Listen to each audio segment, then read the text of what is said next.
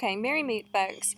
I forgot to include at the end of the last video on the Oracle cards by Pendulum. I told you I was going to go get it and show it to you, and I forgot to put it at the end of that video. So here it is. It's a quartz crystal.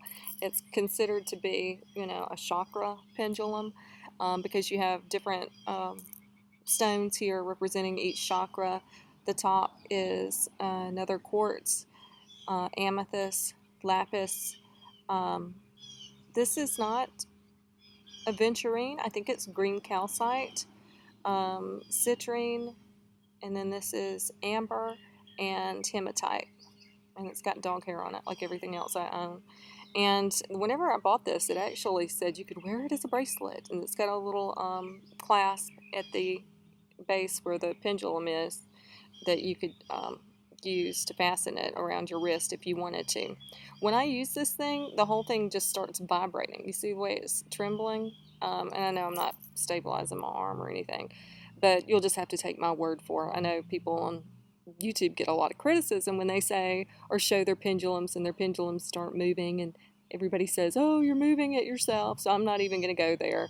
Either you believe in it or you don't. My personal experience with this pendulum is that the whole thing just starts vibrating with intensity, and then it starts its movement. And again, I'm not going to ask it to. It's a beautiful crystal. I don't know if you can. Whoop! If I don't drop it, I don't know if you can see the inclusions in it. It's really quite pretty. And I just love it, and love it so much that this is the pretty much only one that I use. I consider it my pendulum, the pendulum. I did want to show this other option though, which is, yes, it's a pendant. It's fluorite, and this is just a regular silver chain.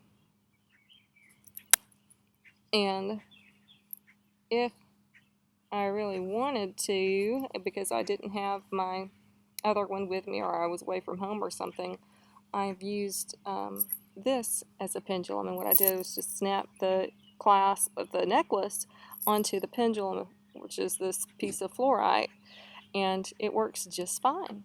It works just fine. And I know that you've probably read things on websites or in books how you can use a lock of your hair or a strand of your hair and then put it like a ring on the hair and use it as a pendulum, or you can use ribbon or a wedding ring, different things like that as pendulums. So it's just an extension of that. You might be wearing jewelry and not even think about that jewelry could function as a pendulum if you're away from home and you're wishing you had yours, something like that.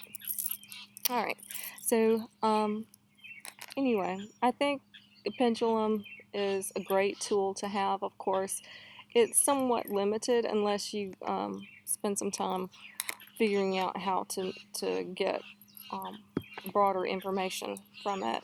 I don't have a pendulum board. I know I should make one, but I've just never done that. I've never used paper or anything like that. Maybe that's something I'll do or work on this summer, is creating one. Oh, and I did want to do one other thing.